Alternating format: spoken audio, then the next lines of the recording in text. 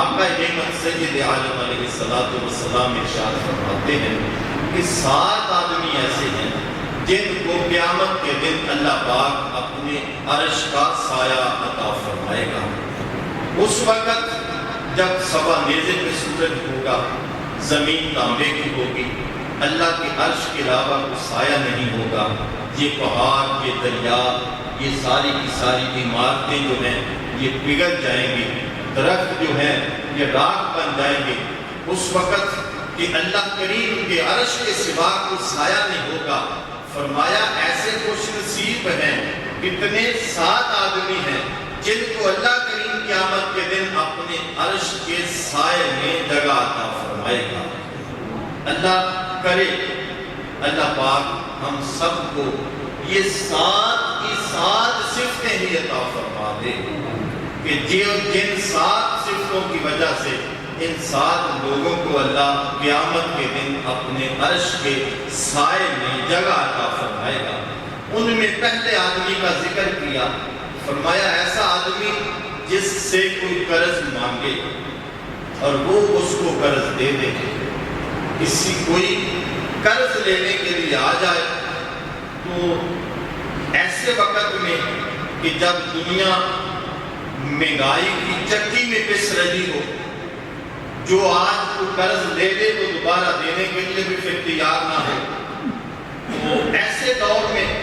یہی پیشین گوئی اللہ کے محبوب کر رہے ہیں کہ ایسا آدمی جس سے کوئی آدمی قرض لے لے، پھر جب مدت وعدہ آ جائے کہ اس تاریخ کو میں تم کو واپس کر دوں گا، پھر وہ وقت آ جائے جو تعین کیا تھا کہ اس تاریخ کو میں تیرا قرض، تیرے پیسے واپس لوٹا دوں گا، تیرے دن و دینار واپس لوٹا دوں گا، تو جب وہ مدت میعاد آ جائے تو قرض لینے والا، پیسے لے کر جانے والا آ جائے، آ کر کہے کہ بھائی مجھ پہ تو شفقت کر کہ میں تیرا قرض اب نہیں دے سکتا، میرے پاس نہیں ہے، تو اللہ کریم کے پیارے حبیب فرماتے ہیں جو اس کو مہلت دے دے، اس بات کو مد نظر رکھتے ہوئے کہ یہ مومن ہے، میرا بھائی ہے اور اس کے پاس گنجائش ہے، توفیق ہے، جو اس کو مہلت دے دے گا، اللہ کے پیارے حبیب فرماتے ہیں علیہ السلام عرشوں کا مالک رب قیامت کے دن مہلت دینے والے کو عرش کے سائے میں جگہ عطا فرمائے گا۔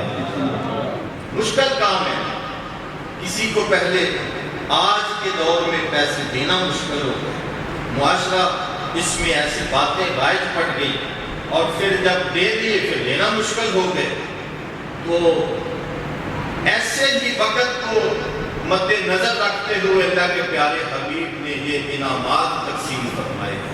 کہ جو ایسے وقت میں کسی کی مدد کرے گا اس کو مہلت دے دے گا، عرشوں کا مالک رب قیامت کے دن اسے عرش کے سائے میں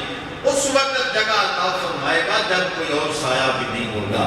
کسی کو سر چھپانے کی اس وقت سر چھپانے کے لیے کوئی چیز نہیں ہوگی، اس وقت اللہ اس کو عرش کے سائے میں جگہ عطا فرمائے گا۔ اور دوسری بات، دوسرے کا ذکر فرمایا، دوسری صفت ایسا حاکم،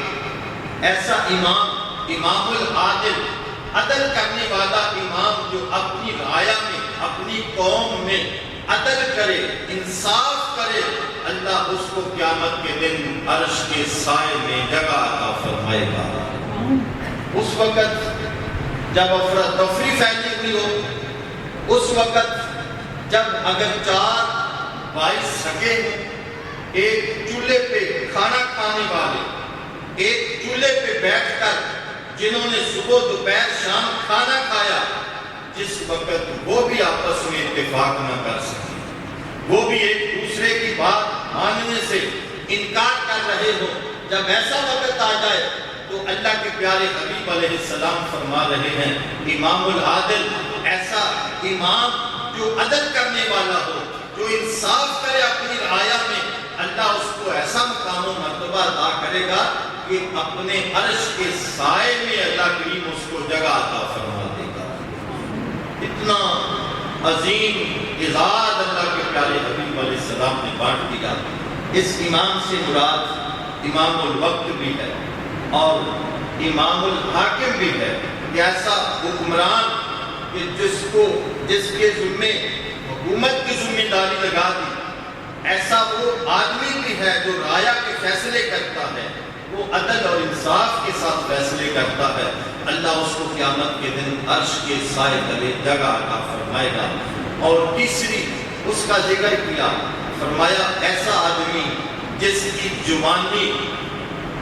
کی زبانی ایسا آدمی جس نے اپنی زبانی عبادت میں گزار دی، در زبانی توبہ کر دل شیوائے پیغمبر، زبانی میں توبہ کرنا پیغمبروں کا شیوا ہے۔ جب شیر بوڑھا ہو جاتا ہے، اس سے وہ شکار کی حصی جب مر جاتی ہے، اس وقت تو وہ بھی اپنے کان لٹکا لیتا ہے، سر کو زمین کے بل ڈال دیتا ہے، وہ بھی زمین کی طرف جھک کر چلنا شروع ہو جاتا ہے۔ مزہ تو تب ہے اس وقت آدمی اللہ کی بارگاہ میں گڑ گڑا کر جھک کر توبہ کرے، جب جوانی ہو، تندرستی ہو، اس وقت جو اللہ کی بارگاہ میں توبہ کرتا ہے۔ اللہ کے پیارے حبیب علیہ السلام فرماتے ہیں، عرشوں کا مالک رب قادر مطلق قیامت کے دن جب اس کے عرش کے سوا کوئی سایہ نہیں ہوگا، اس وقت اللہ ایسے آدمی کو اپنے عرش کے سائے تلے جگہ عطا فرمائے گا۔ سبحان اللہ۔ بات لڑکے شروع کر دیں، چوتھے آدمی کا ذکر فرمایا،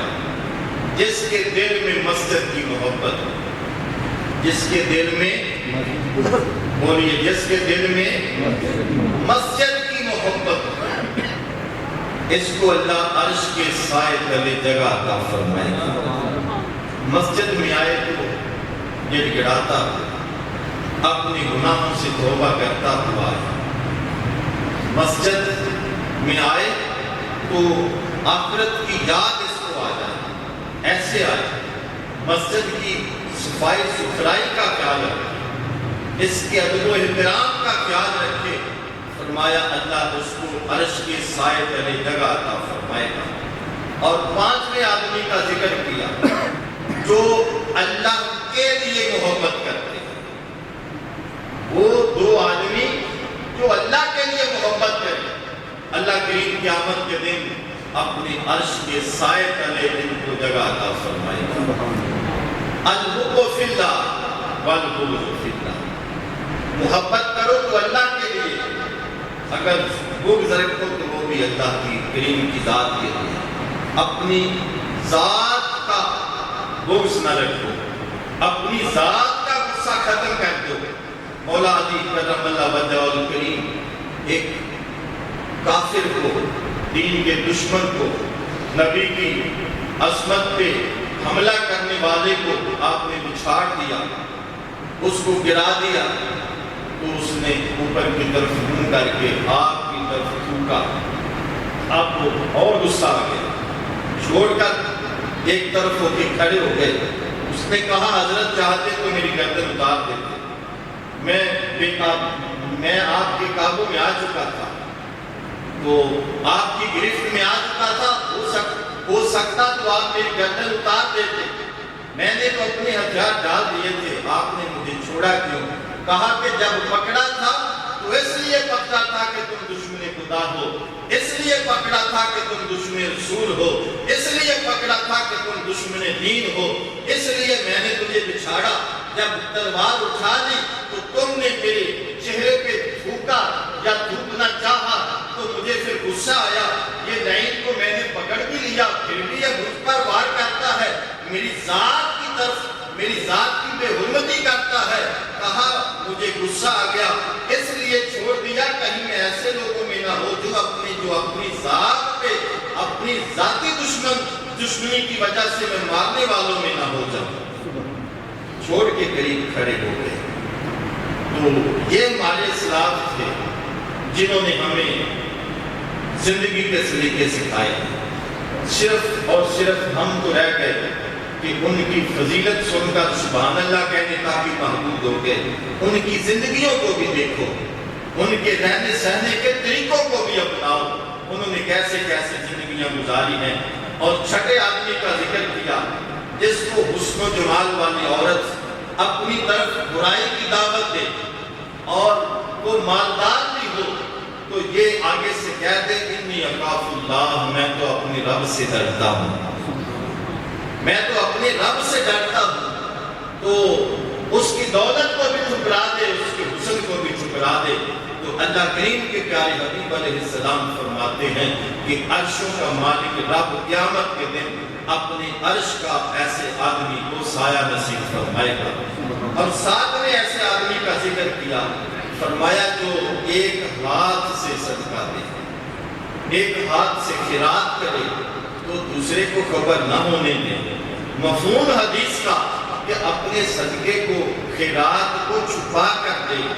تو اللہ ایسے آدمی کو جو چھپا کے خیرات کرنے والا ہے، اللہ ایسے آدمی کو قیامت کے دن عرش کے سائے تلے جگہ عطا فرمائے گا۔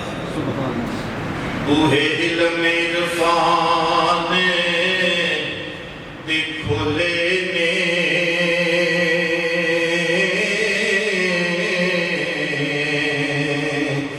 جو بول نبی نے بولے نے، جد رحمت کو کل جہانا دی، پھر جہان نہ نظروں اولے نے، امت دی بیری انج تاری، حق نال لگا دتی یاری، ملی مدح و شانو بیداری، کتے سکن